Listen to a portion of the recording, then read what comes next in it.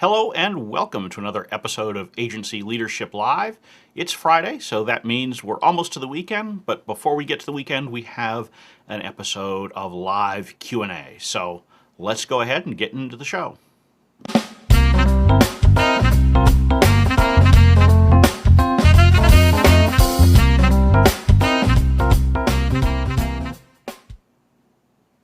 So it is the Friday live Q&A show here on Agency Leadership TV. It's your chance to ask me your questions. I've got some from the mailbag that have been submitted in advance, either by email using the Ask Chip function or on one of the many forums I participate in online, and so we'll certainly get to those. But if you have questions that you'd like to ask, feel free to share those in the comments on whatever platform you're watching on, and I'll be happy to try to answer them over the next 30 or 40 minutes or so. As always, if you are interested in getting past episodes, just go to agencyleadership.tv and you can get all of the replays of all of the shows as well as some recorded videos. And for additional resources, join the free Agency Leadership Council. You get resources, discussion forums, Slack channel, all sorts of stuff, all at no charge. Just go to agencyleadership.com/join. All right, so with that, let's get into the questions. And as always, we will start from that mailbag. And I've got a good question. This is one that came up in the Spin Sucks community, which is a great place for agency owners to have conversations. And so one of them asked this recently. Over the past several years, we've lost out to the same agency competitor. It's happened enough to be a pattern. We usually make it to the final 2 or 3 and then lose. So I'm looking for any ideas on what we're doing wrong and how to take on this agency directly if that's the best course. So let me start with that last part first. Taking on another agency directly and consciously is rarely the best course of action.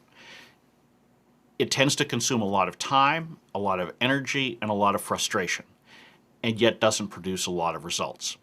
Instead of figuring out how you can beat one particular agency, you should be thinking about how you can find better matches for your agency. And at the end of the day, you want to find the right fit clients. Not just as many clients as you can, not as much revenue as you can, but the right fit clients. And so what that fundamentally means is you want clients that you can produce great results for, that you get solid profitability from, and that they're good to work with. And if you find those matches, that will be good for the clients and it will be good for you as an agency. So I always suggest focusing on that. Focus on how you win the business, not how you defeat another agency. At the end of the day, you will end up defeating other agencies, maybe even this one that you see as a rival, but it will be because you're thinking more positively in what you're trying to do as opposed to setting up another business as the boogeyman that you have to go after. So think about it that way. And so you really need to have a good idea of what your ideal client looks like. And I'm not talking foolish buyer personas and that kind of stuff, that I'm looking for, Sally who, rides bikes on the weekends and is between this age and that. No.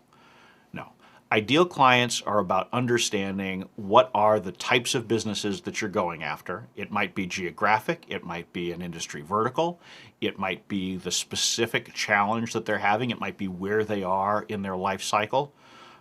Probably it's some combination of all of those things.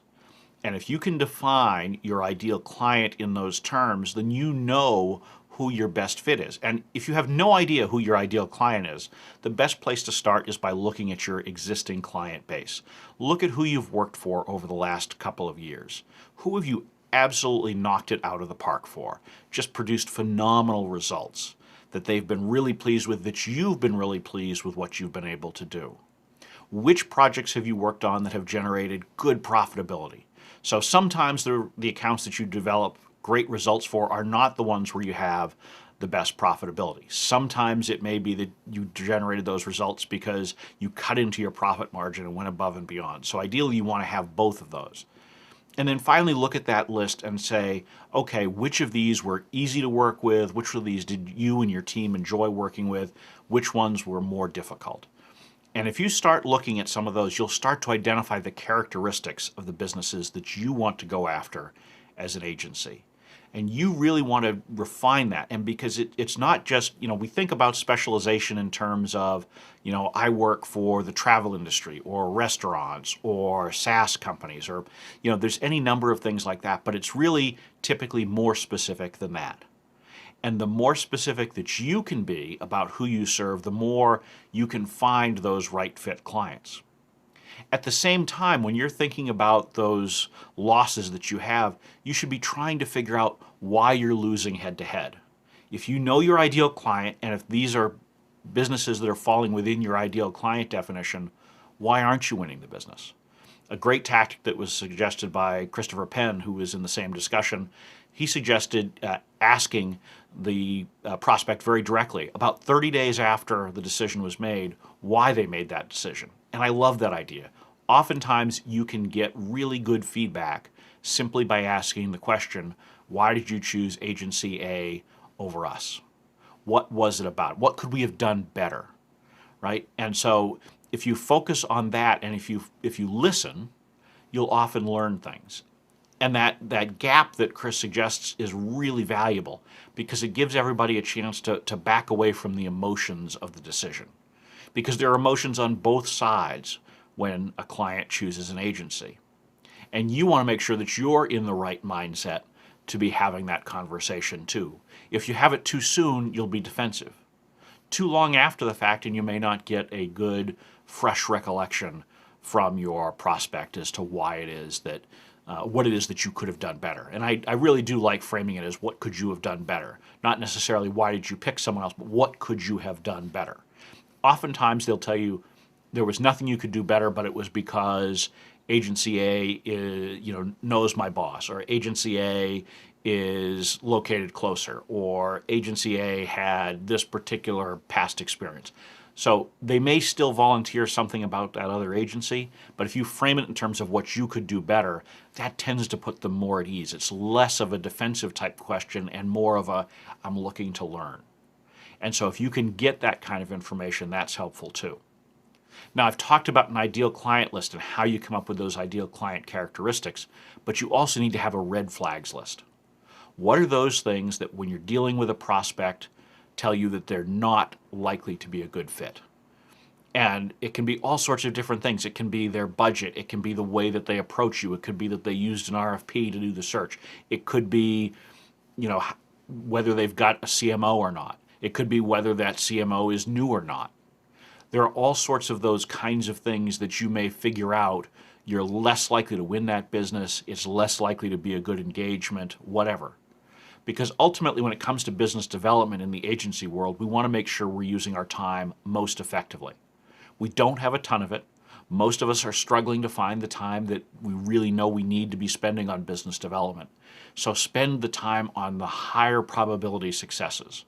So in this particular case, going back to the original question, rather than trying to figure out how to defeat someone, how to win in those head-to-head competitions, try to find opportunities to go around, to go find a different battle to fight, to find different prospects to work with. That's how you win. That's how you do it effectively. It's not getting into this, mano a mano battle of the minds with one other agency. And most of us will sit there and say we have a key competitor in mind. And that's fine, you can do that, but never obsess over it. Never look at it as trying to defeat that other business, because that's not what's happening. There's plenty of business to go around. Even in these tough times, there's plenty of business to be had. So rather than going head to head with someone that you have a poor track record with, find other opportunities. Find the best fits for you, and that's how you'll succeed. So, that's the first question. As always, if you've got questions, go ahead, type them in the chat box there. I'm keeping an eye on it out of the corner of my eye here to see what may be popping up. And if you have other suggestions for how someone can handle those situations where they're regularly losing to the same competitor and it's just frustrating them, I'd love for you to share that in the comments as well. All right, so the next question is one that I got by email before this show, and it is, do we run into permission issues by auto-subscribing people from a list database service to receive emails? Or can we email them, but as long as we provide an opt-out, we're okay? And so look, everybody, as I talked about in the last answer, we're all looking for ways to use our time more efficiently. And so there are any number of tools and services out there that we can use to build target lists. We can do it through LinkedIn or LinkedIn Sales Navigator. We can do it with some of the subscription lists like Zoom Info and services like that allow us to build target contact lists or target company lists. Many of these will have email addresses available in them. And so the question is, do you just take them and add them to your newsletter list? Do you take them and send unsolicited promotional emails to them? Do you do something in an automated fashion with these email addresses that you have? And so there's fundamentally a couple of different questions here. There's the question of, will you get in trouble for it? And then there's the question of, is it a good idea? And so let's start with the do you get in trouble for it piece first. So, and I preface all of this by saying I'm not a lawyer, blah, blah, blah. From a legal perspective, you're probably okay with the potential, well, at least in the United States, you're probably okay adding them to the list as long as you have a clear opt-out.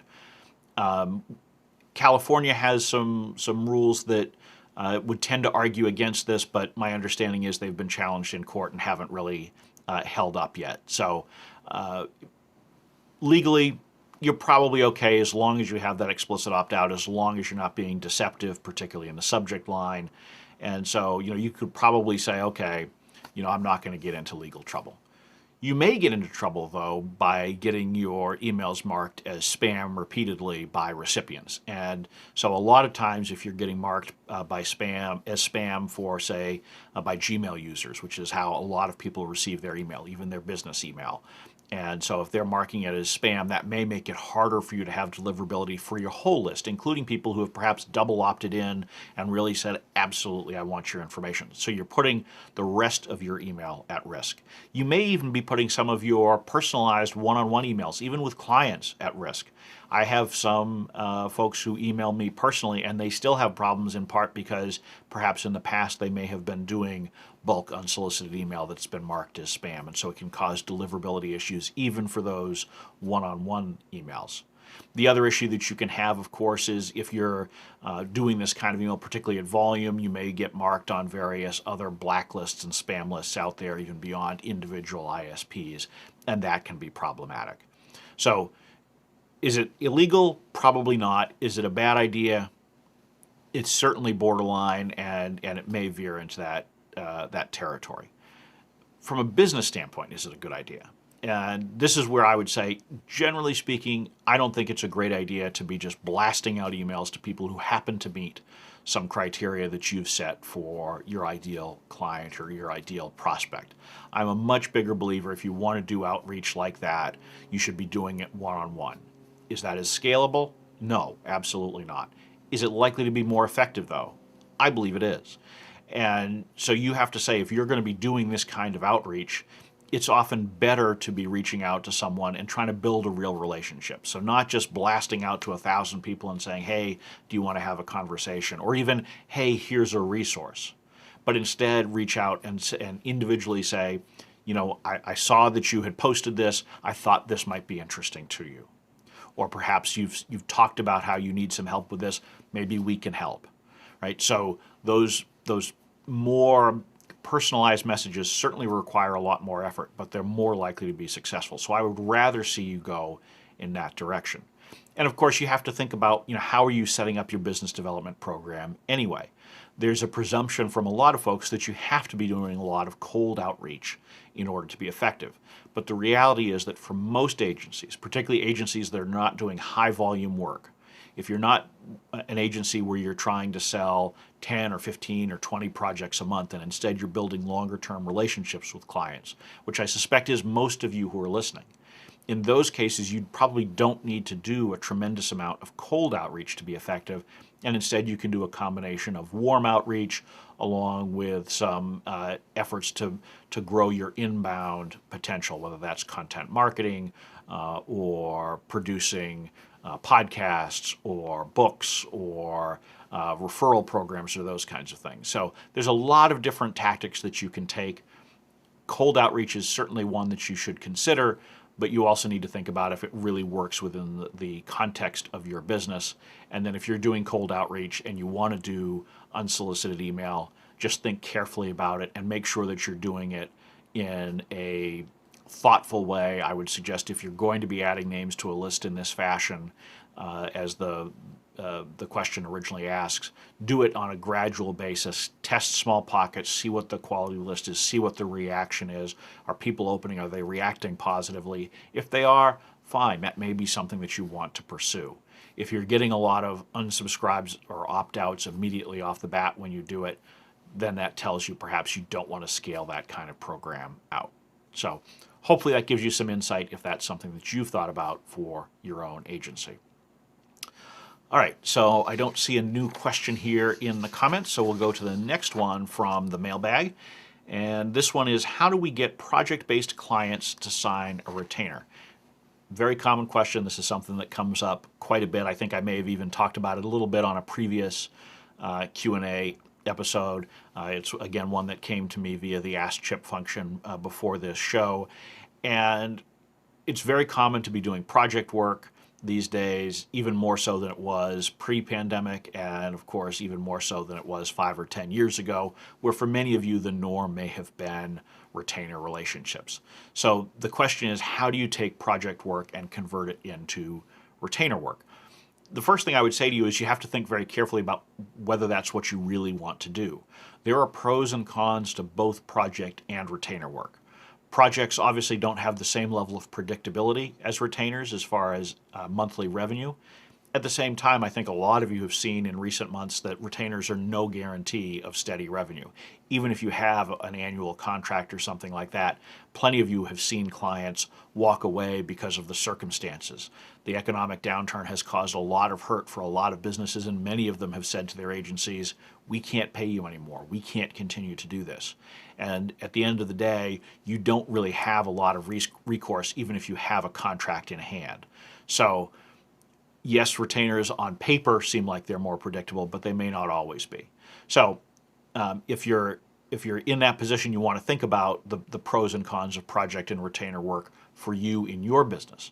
Projects do have some benefits for you. It's not, while it doesn't have the revenue predictability, you certainly have much more flexibility as far as the pricing that you charge and how you structure them, because each time that you're doing a new project for a client, you have the ability to incrementally make adjustments to both pricing and scope in order to make it more favorable to you and in order to make it a better balance in the relationship. Whereas with retainers, once you're locked into a retainer, it's a lot more challenging just from a business relationship standpoint to make tweaks and changes to it over time. It's not impossible, but it's certainly a more difficult conversation than if you're doing project-based work. The other thing to think about is, are you really set up for doing retainer work versus project work? It's a different mentality that it takes to run a project-based agency versus one that is largely retainer-based. And so you want to think about how you're set up. What is the kind of work that you're doing? Is it suited for longer-term, month-over-month type engagements, or are you going to see ebbs and flows where you may see frustration from the clients during certain months where project-based work may generate a better, stronger relationship with the client? Are you doing things that have defined endpoints? That may call out for project work. Are you doing things that you perhaps want to test with clients and are not sure that you want to move to retainer work? That may again argue for more project-based work. So you need to think about what the right fit is. But let's assume, for the sake of argument, that retainers really are a good fit for you. And so you've done project-based work for the client because that's a good way for them to get their feet wet. Clients are absolutely out there looking for less risky approaches to working with agencies, and so that starts with project work. But how do you then convert them? So the first thing that you want to do when you're doing this kind of project-based work is to be thinking about what's the next step. And you should already be starting to have in mind, even at the very beginning stages of that project work, where you think it might be headed. You have to be open to making adjustments to where it may be headed based on how that project develops. Don't ever get into the box where you have said, okay, we start with project A and then we try to move to retainer B or that kind of thing. You really want to make sure that you're accepting all of the information and inputs that you get over the course of executing on that initial project to make the proper recommendation, because at the end of the day, you need to find the solutions that work for the client. You're not looking for a solution that works for you, first and foremost, okay? It's something that does need to work for you, but you don't want to start out with the conclusion in mind and then figure out how to make the facts justify it. Instead, start with those facts and information that you develop over the course of working with the client and figure out where they should go next.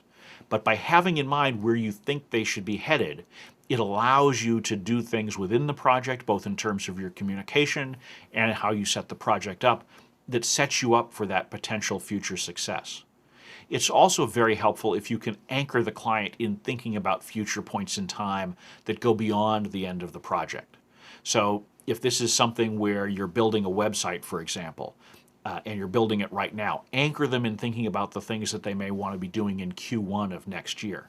So perhaps you're getting this project done before the holidays, but let them think about the kinds of things, start peppering in ideas with your conversations about the things that they might be able to do in the future that naturally involve you. Because the more that they can have in their mind ideas about how this relationship can continue to be successful for them, the more likely they are to want to continue working with you in a retainer-based relationship. So find those future anchor points and use them to try to get the client to be thinking the same way you are, which is that this isn't just a one-time thing, that this is an ongoing, recurring relationship. You also want to think about how you're arranging your team during that setup process, how you're doing your routine communications with them. So if you think that you want to move this to a retainer basis, start behaving within that project more in the way that you would if they were a retainer client, so that they have a vision of how they work with you. What's the frequency of meetings? What's the structure of those meetings? What's the form of communication and reporting that you're doing? And if you start doing that within the project, that can be another way to paint that picture of what the future looks like. Ultimately, clients are inclined to remain with agencies that are producing results for them. And so that also means that you need to be effectively communicating the results of your project work. And in some cases, that's easier than others. If your project is to do some short-term advertising or something like that, that's a lot easier to demonstrate immediate results and communicate them. If you're working on an earned media plan or developing a website or some foundational documents, those may be a little bit more challenging, but you can still find ways to demonstrate the value and the success of that project. Ideally, before the project is over, you really want to try to show success as you go along. So I always talk about in recurring retainer revenue-based approaches that you want to find some quick, easy, early wins. You want to do the same thing with your project work. And so even though the project may be a single defined deliverable at the end, there are things that you can do very early on in working on most projects that can show that success, that can show that you're getting traction, that you're being responsive to that you're giving them good ideas. And so the more that you can create those warm, fuzzy feelings from the client right out of the gate, the better. And finally, the other thing I would suggest, if you want to move people from a project-based environment to a retainer-based environment, show that you're organized. Have a clear onboarding plan and approach that you use with the client during the project. It's very easy when you're doing project-based work to just throw your team right into the specific task at hand. But you really want to make sure that even in project work, you're doing that fundamental blocking and tackling from an onboarding perspective with the client, so that you gather the information that you need, so that you show them how prepared and organized you are, and that you're creating the environment under which you have the information you need in order to sell them on that retainer or some sort of an ongoing relationship or a next project or whatever it may be after you've completed that first project. So hopefully this gives you some ideas as to how you might be able to have a continuing ongoing relationship even with someone who's originally come to you with project work. It's always a good idea to try to figure out how to sell more to existing clients rather than find new ones. You'll always have a higher margin on that kind of activity. Developing new clients takes more time, takes more money, takes more resources to do. So find ways that you can turn your current and former clients into longer-term, bigger clients rather than just going out and hunting new opportunities. So With that, I think we have time for at least one more question here, so we will go to another one from the mailbag. If you have any questions that you'd like me to answer, go ahead and share them here in the chat, and I will try to get to them after this next question. How should we handle clients that are indecisive? So we've all been there. We've all had those clients that you just can't get an answer out of. You can't get feedback out of them. Maybe they change their minds every day, every hour. I've had plenty of clients over the years where I've been building websites for them or writing things for them, and they'll say, oh, that's great. And an hour later, well, actually I thought about it some more. I'd like to move this around or move that around or change that color. We all have those kinds of clients. And so handling indecisive clients is, well, it's a fine art because we are the vendor. We are the agency that's working for them. They're paying us. And so to some degree, they have the right to be indecisive. What you need to do is make sure that they understand the results of their indecisiveness. What does it mean for the relationship? What does it mean for the work product that they're getting? And so you want to set clear expectations at the beginning. And this is particularly important for project work, which tends to be more time sensitive than retainer-based work. With project-based work, they need to understand that if it takes them extra time to give you feedback on a first draft or a mock-up or a strategy document, that's going to delay other things. So the first part of dealing with indecisiveness is presenting timelines where each step is dependent upon the step before it, and specifically dependent upon the client giving approval for certain things. So when I had a business that was building a lot of websites for clients, I would always say, we'll give you the 2 to 3 mock-ups to look at or wireframes, and then you have feedback, and then we'll provide our second round within X days after we get that feedback. So it was never done in terms of week 2, week 3, week 4. It was given in terms of from the completion of the last step, here's where it takes to get us to the next one. And so they then understand that if it takes them 3 or 4 extra days to get back to you, it's going to slow the rest of it down. And you need to be open with them in talking over the course of your engagement about this. So you'll set that on your initial timeline, but clients have a habit of legitimately forgetting or conveniently forgetting some of those things, so you may need to remind them and say, I know we're trying to get this launched by October 1st. In order to meet that, we need to have this feedback by this date, and if we don't, that's going to put in jeopardy that October 1st launch. Inevitably, they will come to you and say, I know I was a little bit late in getting this to you, but I still want to hit that date. And so then you have to try to figure out how to manage that, and you may have to push back and say it's simply not possible. Don't fall into the trap where you just bend over backwards to get everything done in a compressed time frame. That's not good for you. It's not good for your profit margin usually. It's not good for your staff morale. So you don't want to be in that situation where you are constantly giving in to the indecisive client who pushes things to the absolute limit and makes it very difficult for you to be effective. You need to be strong and tell them that they need to be responsive within a certain time frame if you're going to hit those goals. Now, you need to be reasonable about the deadlines that you're setting. You can't be in a situation where you're telling the client, I need your feedback within an hour, right? That's just not realistic. So you need to set realistic time frames. And honestly, you should be building some cushion in so that if they're a day late in providing feedback, you can still absorb that. Just as if you were a contractor building a house or something, you'll typically build some cushions in there. I always like to build in cushions, particularly in project budgets, to make sure that if something takes a little bit longer, either for us or if the client takes a little bit longer, we can absorb it both from a financial standpoint as well as from a calendar standpoint. Because you don't want to be in that situation where you're dinging someone because they didn't get back to you for an hour after you had actually asked for the feedback, right? So you want to have that kind of flexibility. But you absolutely need to push back. If they're a week late in getting you feedback, you need to push back and make them understand that that's going to delay the ultimate product. Because if you don't, they will then keep running over their deadlines for the rest of that project and probably for the rest of the relationship with you. So you need to set that tone that there are consequences for those actions. The next piece, though, in addressing indecisiveness beyond sort of setting expectations and pushing back, it's to understand why are they being indecisive. Is it because it's not really a priority for them?